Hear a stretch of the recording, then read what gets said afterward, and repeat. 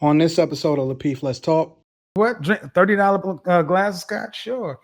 I just did my Instagram show, and I just ran down to the French restaurant to grab me some chicken and mashed potatoes.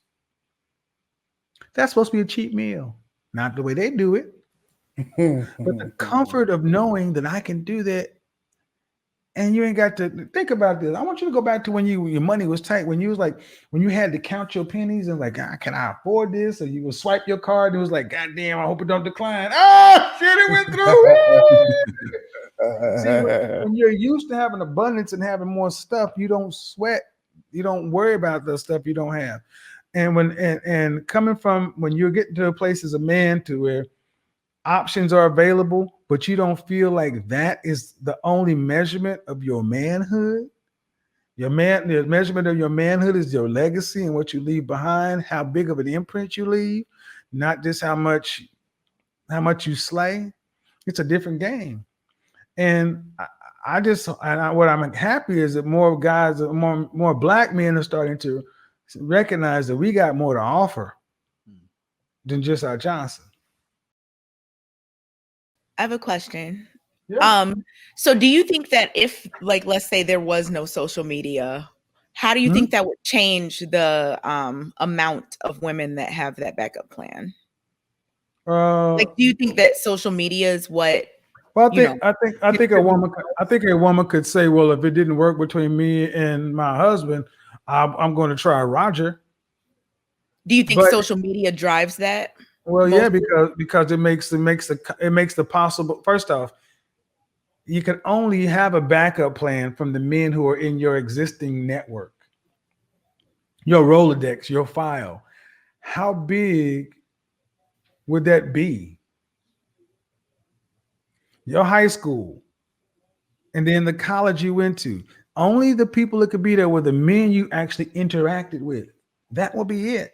The people you went to work with, school with, your network. But social media, you could just see them pop up on a friend of yours feed. Mm-hmm. And because we have made it to the point where we told everybody that, oh, there's nothing wrong with having friends. Well, yeah, if it distracts you from your primary purpose. See, human beings have not evolved to take in the amount of information. And I mean, if you really looked at how human beings have evolved, I mean, the computer, the amount of sheer information we're taking in, we are best living in villages or townships of less than 20,000. We're not really supposed to be living in cities of millions.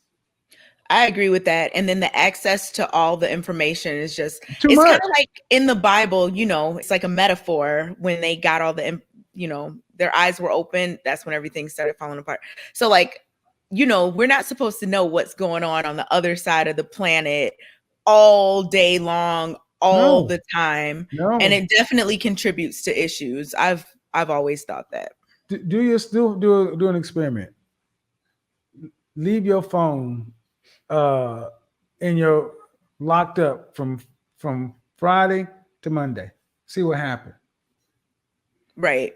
Mm-hmm. When I actually had to put my phone up, I lost my mind. I was like, oh my God, I left the house. I was like, oh, I need to do this. I started thinking of everything I needed to do.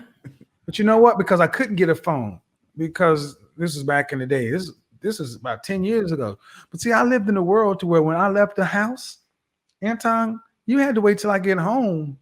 And then you have to actually ring my line, and I had to pick up. I lived in a world that there was no voicemail, no answer machines.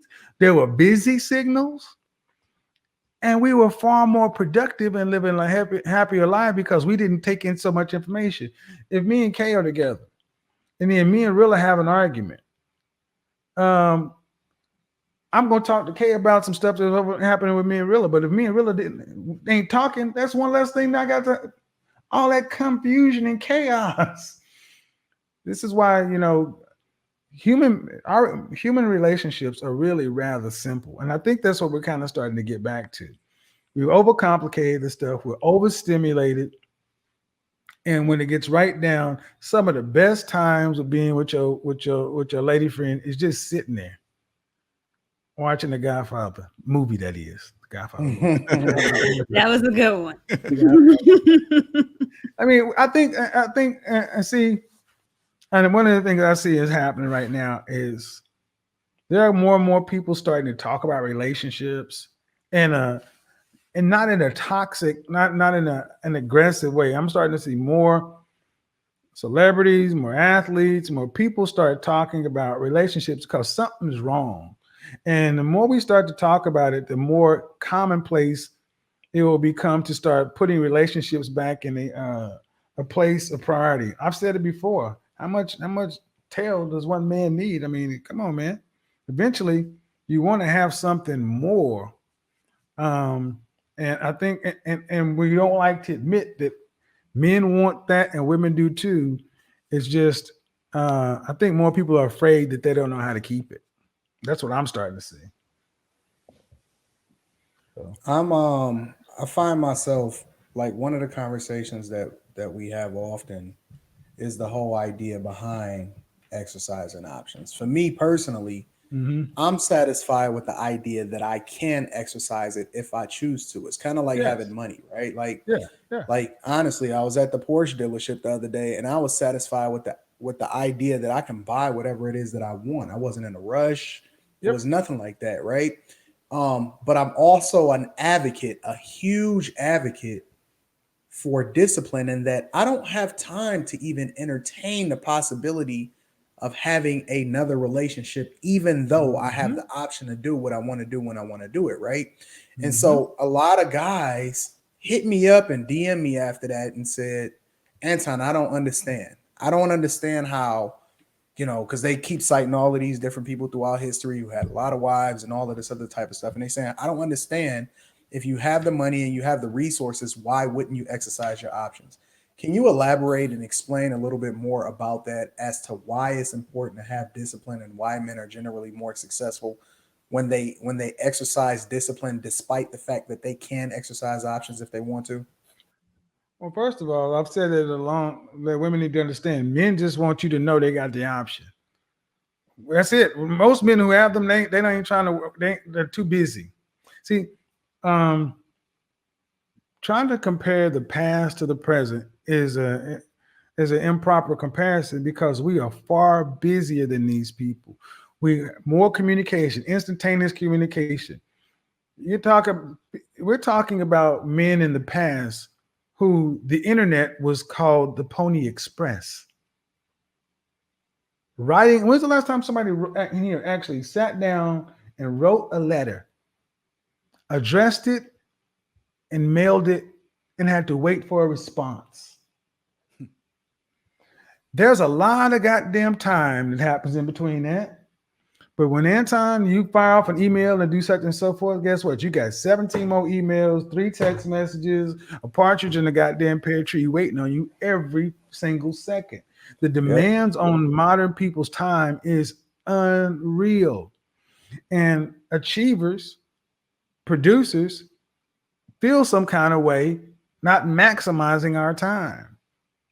So if I got stuff that's going to give me a greater, increase my skill set, give me a higher rate of return, give me some kind of benefit, either short term, medium term, or long term, or go get some ass. 2 minus 3, move the ass to the side.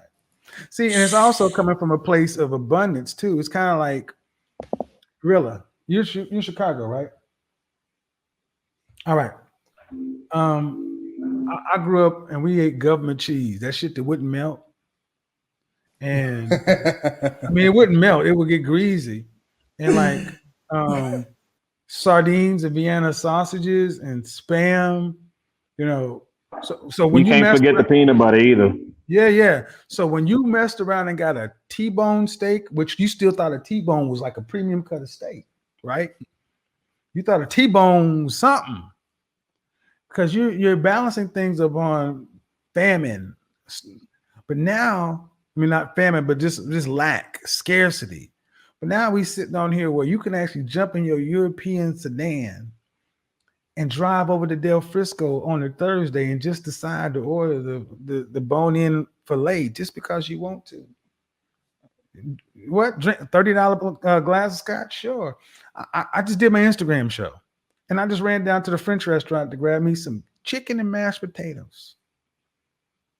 That's supposed to be a cheap meal, not the way they do it, but the comfort of knowing that I can do that.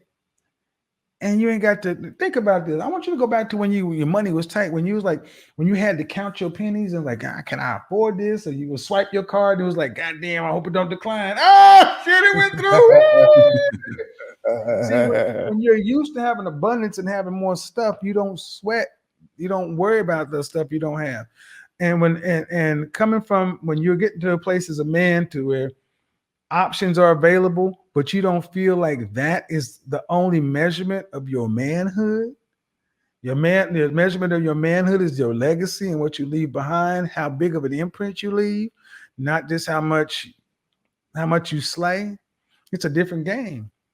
And what I'm happy is that more guys, more black men are starting to recognize that we got more to offer than just our Johnson.